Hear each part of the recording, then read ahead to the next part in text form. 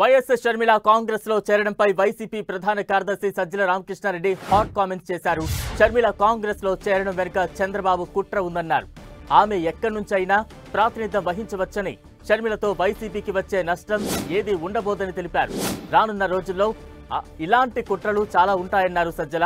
ఏపీలో కాంగ్రెస్ కు భవిష్యత్తు లేదని, అలాంటి పార్టీని తాము పట్టించుకోమని వ్యాఖ్యానించారు సజ్జల.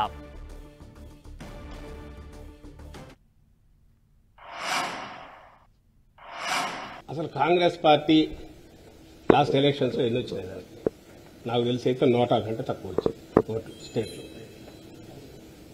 అలాంటి పార్టీకి సంబంధించినంత వరకు ఎంత తక్కువ మాట్లాడుతుంటే అంత మంచిది లేదు. అసలు షర్మిలమ్మ గారు ఏ రోజైతే తెలంగాణలో పార్టీ పెట్టారో ఆ రోజే ఆమె రాజకీయ ప్రస్థానం ఒక దిశలో మొదలు పెట్టుకున్నారు. ఆ తర్వాత ఏదైనా తెలంగాణ నుంచి తర్వాత కాంగ్రెస్లోకి రావాలనుకున్నారు. దాని వెనక ఎవరున్నారు కనుక ప్రజలకు, దేశానికి అందరికీ తెలుసు. ఈ రోజుకు తెలుసు చంద్రబాబు నాయుడు అనే వ్యక్తి అన్ని రకాలుగా ఒకవైపు కాంగ్రెస్ ను మేనేజ్ చేస్తూ, ఇంకోవైపు బీజేపీలో తన మనుషుల ద్వారా మేనేజ్ చేస్తూ, పవన్ కళ్యాణ్ మేనేజ్ చేస్తూ, నేను ఎప్పుడు అంటుంటాను ఆర్కెస్ట్రా ఏ నుంచి జడ్ వరకు రకరకాల పార్టీలను, వ్యక్తులను అందరినీ ఇచ్చేస్తూ జగన్మోహన్ రెడ్డి గారు టార్గెట్ గా ఎట్లా ఒట్లా అర్జెంటుగా ఆయన దించాలి. ఎందుకంటే వేరే రకంగా ఎదుర్కోలేదు కాబట్టి ప్రజల్లోకి వచ్చి కానీ ప్రజల సమస్యల గురించి దాని మీద యాక్ట్ చేసి కానీ, లేదా నేను అధికారంలో ఉన్నప్పుడు ఇది చేశానని చెప్పుకునే ఘనకార్యం లేదు కాబట్టి, అది లేదు కాబట్టి, సో ఇలా కొత్త కొత్తవన్నీ తీసుకొచ్చి వీటి ద్వారా ఏదో సంచలనమైన ఇది జరిగింది అన్నట్టు ఒక రకమైన మీడియా పరమైన పర్సెప్షన్ ఇది క్రియేట్ చేయడానికి చేసే దాంట్లో భాగంగా దీన్ని కూడా కుట్ర పన్నాడు. రకరకాల దీనితో ఇప్పుడు ఏదైతే షర్మిలమ్మ గారు చేరారో అది జరిగిందని మేము భావిస్తున్నాం. ఎందుకంటే అంతకుముందు జరిగినవన్నీ అవే కనపడతాయి. సీఎం రమేష్ ఫ్లైట్లో ఆడడం కానీ, లేదా అక్కడ ఆయన బ్రదర్ అనిల్తో బీటెక్ రవి, ఇవన్నీ యాదృచ్ఛికమని అనుకోవట్లా. ఎందుకంటే ఇదే బ్రదర్ అనిల్ను ఇంతకుముందు ఎంత దుమ్మెత్తిపోసేవాళ్ళో అందరూ తెలుసు. మీ అందరికి మీరే వాటన్నిటికీ అప్పుడు చేసేవాళ్ళు. క్రిస్టియన్ ఓట్ల కోసం గాలం వేస్తున్నారని, బ్రదర్ అనిల్ వస్తున్నారని ఆయన ఒక దీని కింద చూపేవాళ్ళు. మరి నిన్న చాలా మర్యాదపూర్వకంగా ఈయన పోయి ఎయిర్పోర్ట్లో కలిశారట. ఎయిర్పోర్ట్లో ఎట్లా మర్యాదపూర్వకంగా బీటెక్ రవి కలుస్తారో నాకు అర్థం కాదు. వాళ్ళు వెళ్ళి కలవడము. సో ఇవన్నీ వరుసపెట్టి ఆ తర్వాత అక్కడ ఢిల్లీకి సంబంధించి మాట్లాడడంలో కానీ వీటన్నింటిలో వాళ్ళ ప్రయత్నాలు అన్నీ జరుగుతున్నాయి, అందరికి తెలిసినవే. వాటి గురించి మేమెందుకు కామెంట్ చేయట్లేదంటే ఇష్యూస్ డైవర్ట్ అవుతాయి, మేము దేని మీద చెప్పాలనుకుంటున్నామో దాని నుంచి డీవియేట్ అవుతుంది కాబట్టి మా అంతటా మేము అనట్లా. But at the same time సొంతంగా పార్టీ పెట్టుకోవడానికి కానీ, లేదా ఇంకో పార్టీలో చేరడానికి కానీ, ఒక్కసారి ఆమె రాజకీయ ప్రస్థానం మొదలయ్యాక షర్మిలమ్మ గారికి ఆమె ఇష్టం, అది ఆమె చూజ్ చేసుకోవద్దు, వెళ్తారు. ఒకసారి వచ్చిన తర్వాత ఇక్కడికి వచ్చాక కాంగ్రెస్ పార్టీ నాయకులుగానే ఉంటారు, నాయకురాలుగా ఉంటారు. ఆమెకి ఇక్కడికి వస్తున్నట్టు కూడా ఇంతవరకు అనౌన్స్ చేయలేదు. ఏపీ నుంచి అండమాన్ దాకా ఎక్కడైనా పనిచేస్తానన్నారు, తెలియదు. ఒకవేళ వస్తే కాంగ్రెస్ పార్టీ నాయకురాలుగా వస్తారు. ఇలాంటి గతంలోనే జరిగింది.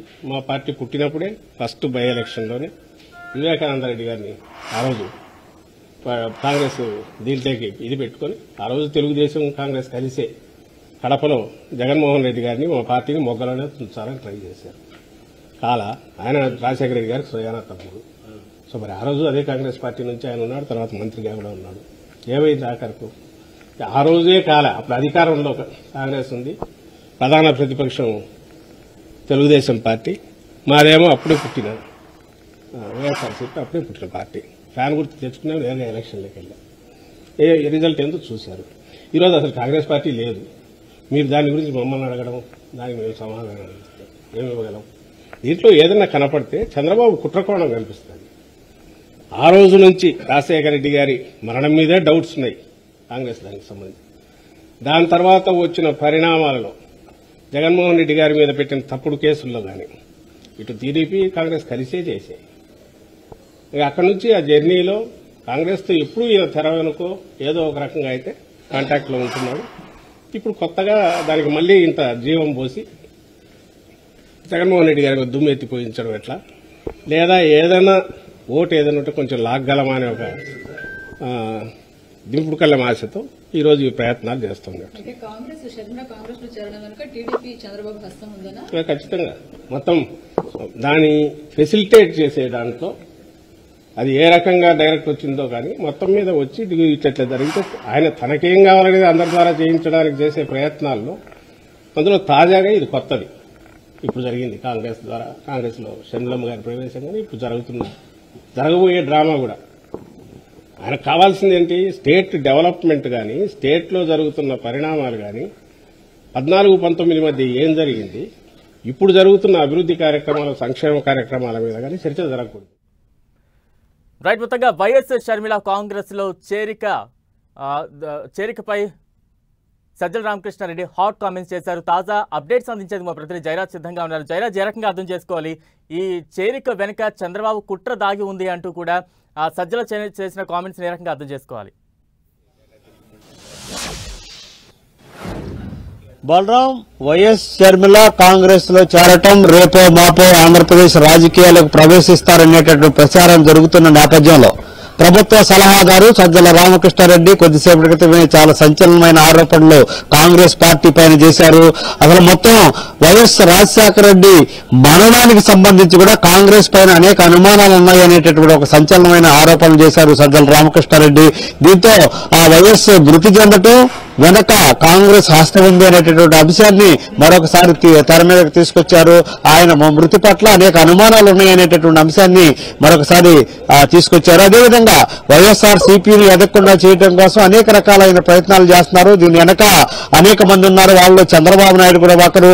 వైఎస్ షర్మిల కాంగ్రెస్ పార్టీలో చేరటం వెనక చంద్రబాబు నాయుడు కుట్ర ఉంది అనేటటువంటి అంశాన్ని గురించి కూడా స్పష్టంగా చంద్రబాబు నాయుడు పాత్ర ఉంది అనేటటువంటి అంశాన్ని సజ్జల రామకృష్ణారెడ్డి చేశారు. అదేవిధంగా వైసీపీ తొలినాళ్ళలో కూడా ఆ పార్టీ వివేకానంద రెడ్డిని కూడా బరిలోకి నిలిపింది వైసీపీకి వ్యతిరేకంగా అనేటువంటి అంశాన్ని గురించి కూడా ఈ రోజు ఆయన స్పష్టంగా చెప్పుకొచ్చినటువంటి పరిస్థితి. అయితే దీని వెనక అనేక రకాల తెర వెనక చంద్రబాబు నాయుడే కాంగ్రెస్ పార్టీలో ఉన్నటువంటి వ్యక్తుల్ని, అదేవిధంగా అక్కడికి వెళ్లేటటువంటి వ్యక్తులను కూడా ఆయనే తెర వెనకుండి నడుపుతా ఉన్నారు. వైసీపీని ఎవరు కూడా ఏమీ చేయలేనటువంటి పరిస్థితి ఉంది. వచ్చేటటువంటి ఎన్నికల్లో వైసీపీ పూర్తి స్థాయిలో మళ్లీ అధికారంలోకి రావటం కానీ దీన్ని ఎవరు కూడా ఆపలేరు. కాంగ్రెస్ పార్టీకి గతంలో ఏ విధమైనటువంటి ఇబ్బంది, గత ఎన్నికల్లో ఎక్కడా కూడా డిపాజిట్లు కూడా రాలేదు, నోటాకు వచ్చిన ఓట్లు కూడా రాలేదు. కాంగ్రెస్ పార్టీ వల్ల కానీ ఎవరు కూడా వైసీపీని ఏమీ చేయలేరు అనేటటువంటి అంశాన్ని ఆయన ధీమాగా ప్రకటించినటువంటి పరిస్థితి. వైఎస్ షర్మిల ఆంధ్రప్రదేశ్ రాజకీయాల్లో రావటం గురించి మాట్లాడుతూ కూడా ఆయన ఒక తీవ్రమైన వ్యాఖ్యలు చేశారు. వైఎస్ షర్మిల దేశ రాజకీయాల్లో ఎక్కడి నుంచైనా ప్రాతినిధ్యం వహించవచ్చు.